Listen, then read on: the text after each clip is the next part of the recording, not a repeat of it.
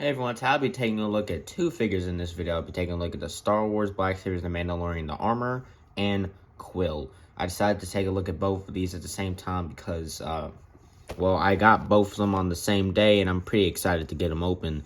So I was like, yeah, I'm just going to review them at the same time. So first, take a look at the armor. As you can see, open window, displays the figure, all of your accessories. You got the Mandalorian right there, it says her name, the armor. You got Star Wars, the Black Series right there.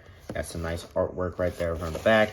The same artwork on the back with a bio, and you can see she's number 4 in this Mandalorian series. Words and stuff. Bottom barcode words. I got it from a bookstore that sells action figures and used action figures. You got a window up the top right there. Basically the same thing for Kuiil. Open window, displays figure, all accessories. From the Mandalorian, says his name's Kuiil. Side, you got artwork, back, artwork, bio, words, barcode. Got it from the same store. It says number 7 in the wave. Another window on that side, window on the top. Let's just go ahead and get these two open.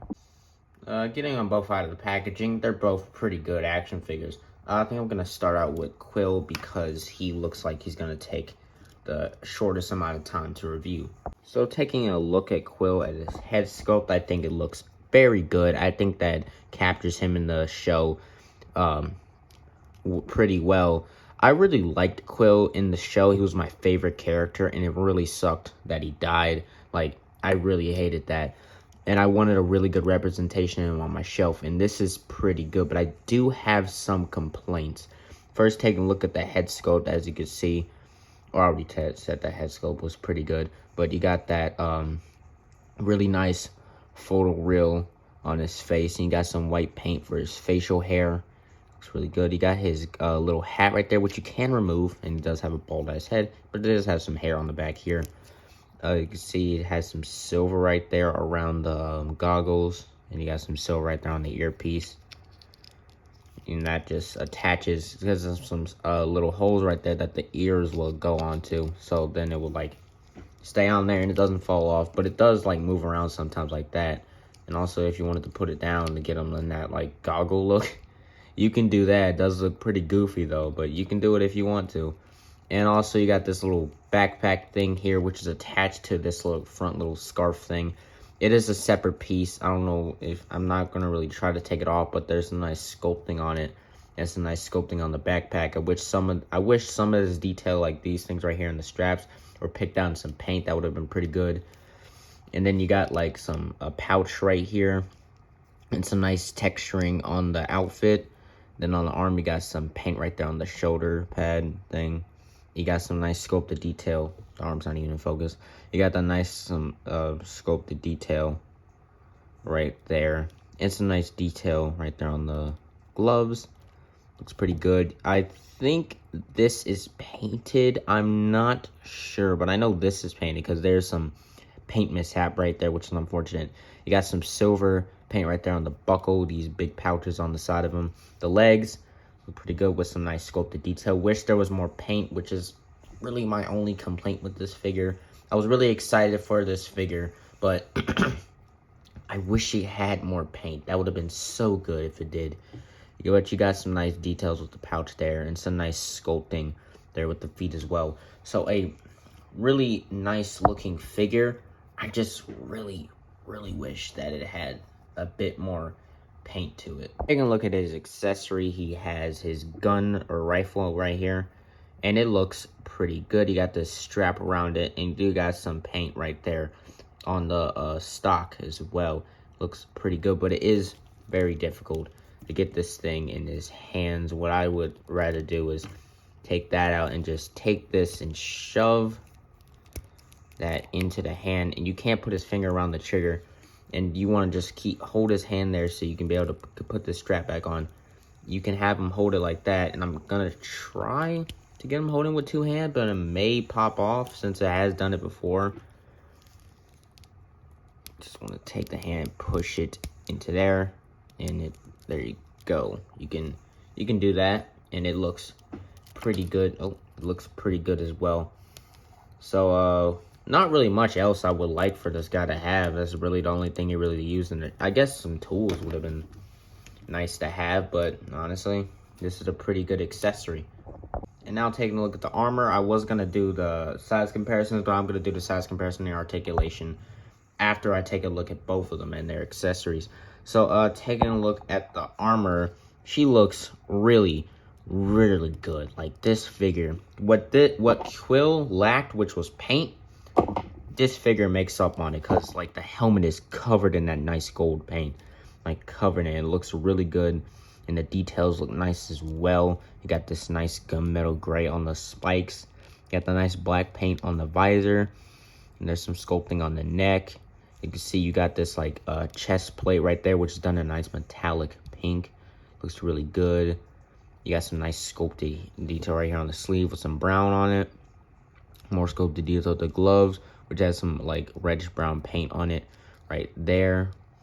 And then also take a look at this thing, which is really nicely sculpted and painted. It can pop off and reveals more of that metallic green. I mean, green, not fucking green, pink. I don't know what I'm saying. But this has some really nice detail on it. Looks really good, and it plugs in right there, and it's pretty good as well. It does limit articulation, but honestly, I don't really care anyway. I'm just gonna have it standing on the shelf. But you have some really nice detail right here, picked out in some paint. You got some gold and silver right there. This whole belt is like done in brown paint. Looks really good. And this skirt, I just dropped one of their accessories. And this skirt looks really good. There's like a wash under. There's like a wash on this, and it looks really good. It really picks out the detail, especially on the back. You can see right there, like under these lines right here, you got some nice black wash on there. And it just looks so good. Like it looks like it's just been like burned, because like she welds stuff. She's like a blacksmith, so like she makes tools and things, and it looks really good. And you got some, and there's also some split down in the centers for articulation. But you got some nice brown painted lines going down right there, all ended up to here. And then you got these boots right here, which has some paint on it right there. So it's a very nicely done figure. For her accessories, she comes with these two right here, this hammer and this grabbing thing. And it is picked out in some silver paint. Looks pretty good, and of course they can plug into the hands, but it does cause paint chipping right here, as you can see. So I'm very unfortunate that it chips easily, but it's some pretty cool accessories. For some size comparison, here is Kuiil and the armor next to Mando and Paz Vizsla, and I think this is a pretty good size here. I know Kuiil didn't actually meet the armor and Paz Vizsla because he unfortunately died, but this is a good size comparison between Mando and the armor. So that looks really good. And also Paz Vizsla looks to be the proper size as well. So this is a pretty good size between the figures right here. And just for a little bit more comparisons, here is Moff Gideon and Grogu.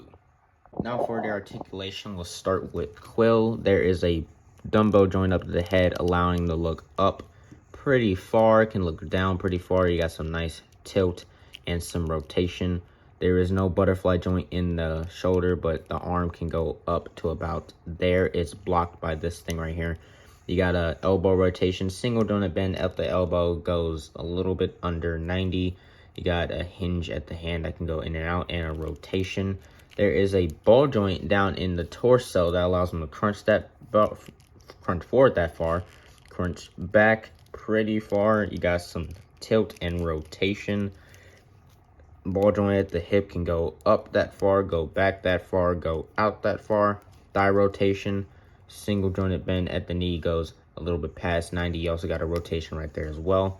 And ankle can hinge up and down and pivot, and it can also rotate right there as well. So some pretty decent articulation for such a tiny action figure. Taking a look at the armor now, she has a Dumbo joint up at the head and a ball joint down there. Allows her to look up super far. I really love that. And look down really far. Got some really nice head tilt and rotation.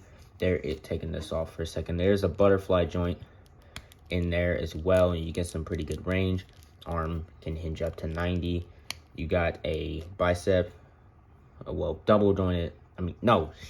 Single jointed bend at the elbow, no bicep, but you got an elbow rotation. I'm really tripping out right now. Hand can hinge down, hinge up, rotates, and this hand can also hinge down, can it? No, it goes in and out. Ball joint, the mid-torso can crunch forward that much, crunch back that much, and you do have some side-to-side and rotation. Ball joint, the hip kicks up that far, kicks back that far, can go out that far. Thigh rotation, single jointed bend at the knee, goes to 90. You do got rotation there just a little bit. Ankle can hinge, well, can't really hinge up because that scope right there blocks it, but it can hinge down, and you do got ankle pivot. So articulation on the armor is better than Kuiil, but that's to be expected, kind of, since Kuiil is a smaller figure. It has the same articulation scheme. It's just this one has more posability because Kuiil's like kind of tinier, so you can't really get him that many poses, really. But pretty good posing for both of these guys, or both of these guys and girls. So overall, I really love these figures. They're really good. They the armor looks particularly good with all the paint and details that she has on her. Kuiil is kind of a letdown. I don't hate it. I just felt disappointed a little bit because he's my favorite character, so I wanted him to be really good, and he's just probably my least favorite Mandalorian figure I have so far, which is unfortunate because I really wanted to love him. So that lowers the score just a bit because of how the lack of paint that he has on it, especially since he's a smaller figure. I don't feel like he's worth the $22 price point or $24 price point nowadays, but because when I bought him, he wasn't really that expensive, because I think I bought him like last year, I think, or the beginning of this year, I don't know. But yeah, so very unfortunate, but I still like the figure. Just the expectations that I had for it, this figure didn't meet my expectations, basically. But overall, the articulation is pretty good. The accessories are nice on both these figures. So for the armor, I'm gonna have to give a solid 10 out of 10. Amazing action figure. Definitely recommend it if you like the Mandalorian, obviously. For Kuiil, I'm gonna have to give him sadly a 7 out of 10. Because it just didn't meet my expectations. I wish he had a little bit, well, not even a little, I wish he had more paint on him. And yeah, just maybe the articulation could have been a little bit better. But yeah, anyway, that's it for this review. I see you next time. Bye.